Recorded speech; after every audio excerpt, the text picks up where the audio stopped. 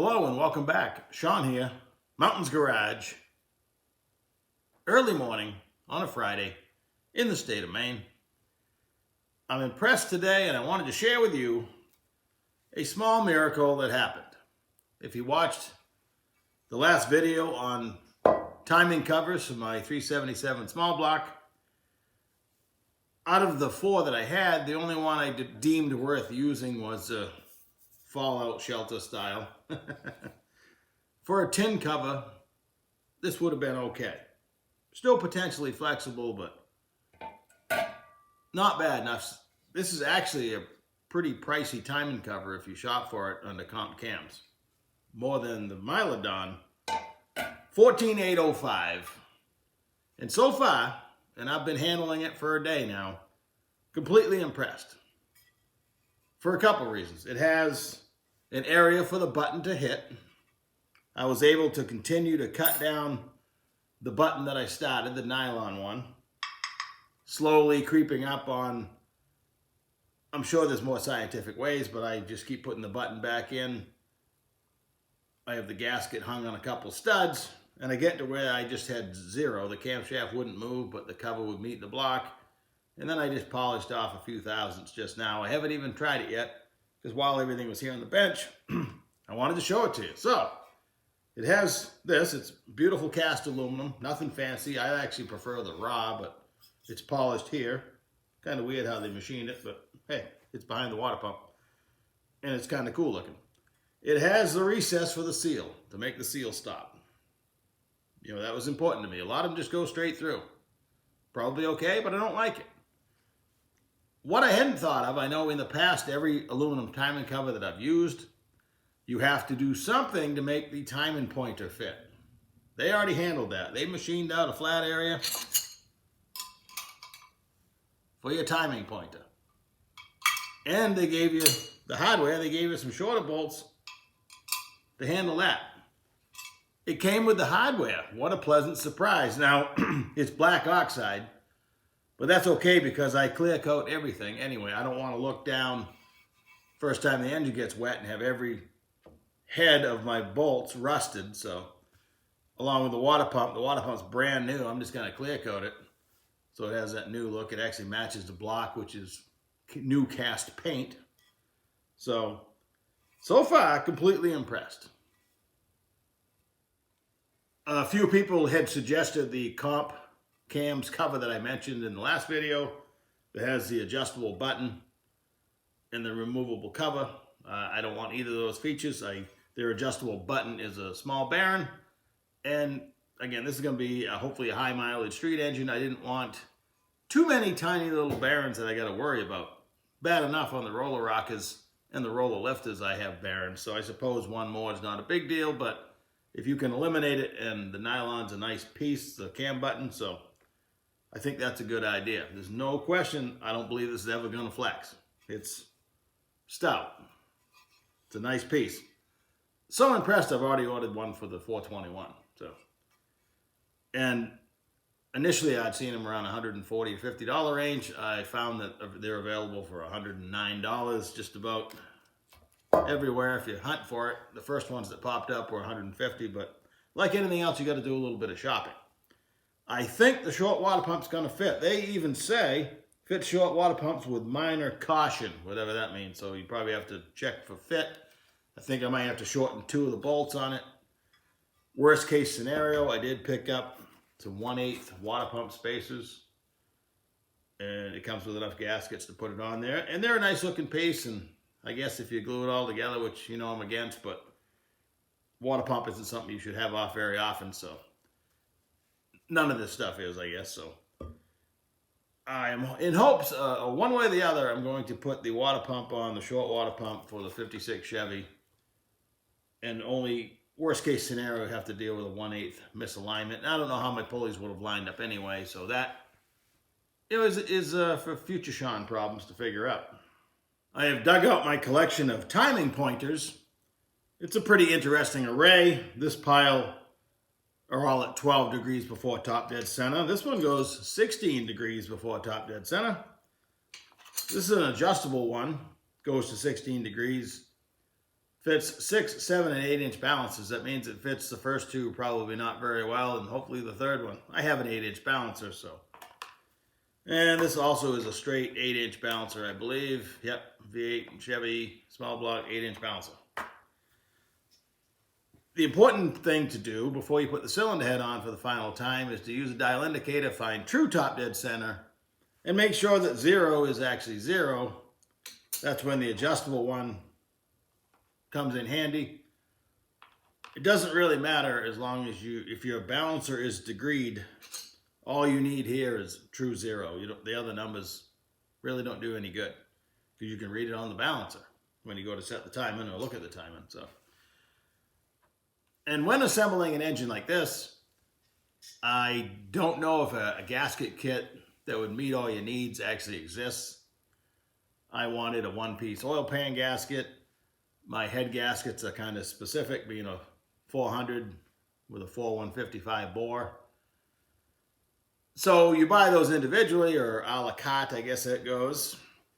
And I remember when these first came out, the race gasket set.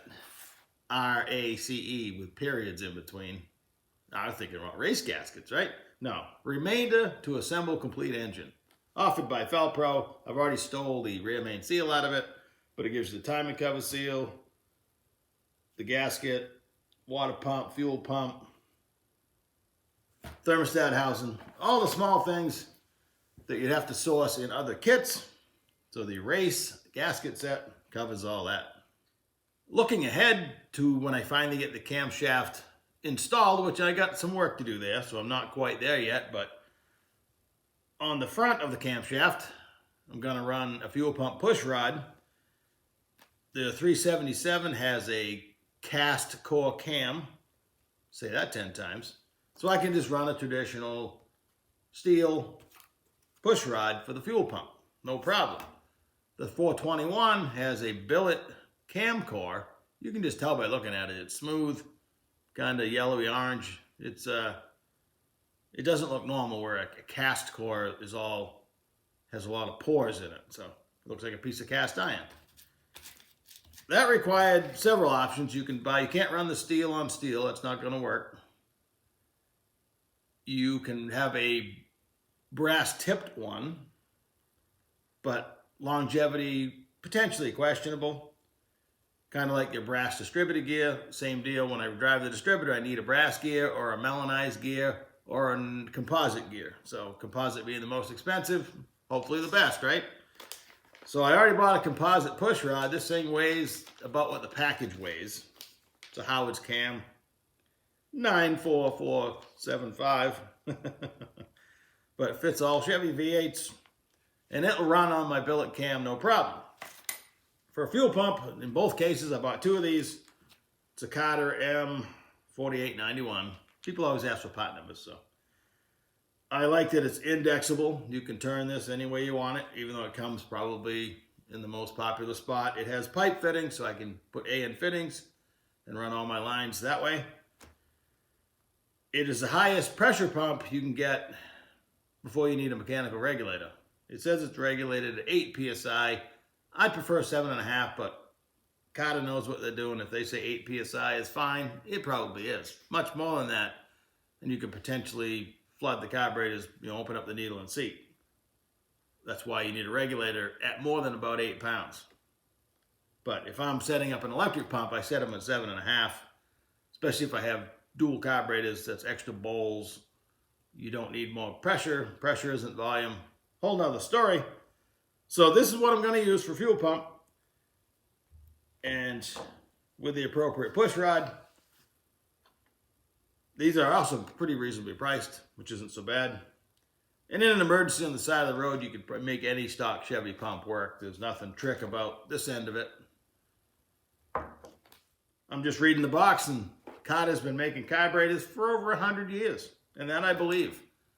You think of them as what became the Elderbrock style carburetor, because they're famous for the Carter 4 barrels, thermoquads and stuff like that. But you go back to all the 1 barrels and 2 barrels and all your OEM stuff for a long ways back, you'll see a lot of them are marked Carter. So, and I always have to say this, but I don't work for any of these companies, but I'm always happy when a product meets its expectations, like this timing cover. There's a sea of timing covers out there. I complained about it last time. It's the only one that I found that I want to use. I have other aluminum ones. I don't want a window because you can't get it off without taking the balancer off, and I don't know what I'm going to do through the window other than watch oil run out of it. So I'm not going to start off down the road complaining about timing covers, but I'm happy with that one. So my engine assembly area, big surprise, has become quite the mess.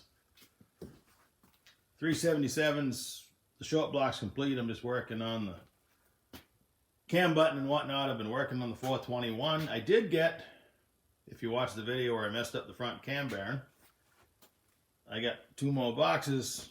Yesterday on a whim, I stole the front bearing out of one of the boxes and I drove it in without taking the block off the stand.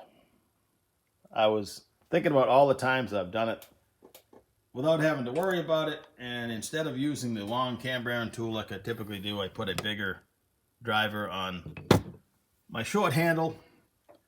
I pushed it in flush, and then I used the cam bearing tool to put it in the appropriate depth. And walking out into the storage paint bay, I'm putting another engine together back here. This one's for a friend of mine. Wanted me to assemble it. I'm using bunny ears because assembling doesn't mean cleaning, having to clean all the parts. That's something else. It needs another name other than, can you assemble an engine for me? That indicates that everything's ready to put together, doesn't it? Not the case here, but this is the engine that I wish I had bought because I wanted these cylinder heads. And it was for sale right down the street, and he beat me to it, but good for him.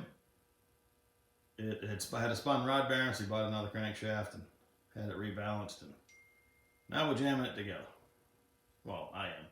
These are the pistons and rods for the 421. The reason they're soaking is the top of the piston has black carbon on it. And so far, a week soaking right here hasn't touched it in the parts washer fluid. Later on, I think I'm going to tape off everything but the top of the piston and try some oven cleaner. In some ways, it's kind of silly to spend all that time removing the black carbon from the top of the pistons because it's going to come right back.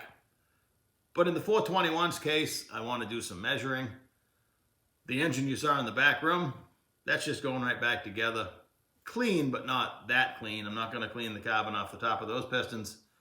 That was a complete running engine that spun a rod bearing, and he just wants me to clean it up enough to put it back together with a new crankshaft. So a completely different animal than these two engines where more care is required. So I will find a method. There's a product you can buy, and it's called Carbon Off. I mean, I could grind it off with a Scotch-Brite disc, but I don't want to do that. I want to find something I can spray on and wipe it off because it shouldn't be that difficult, right?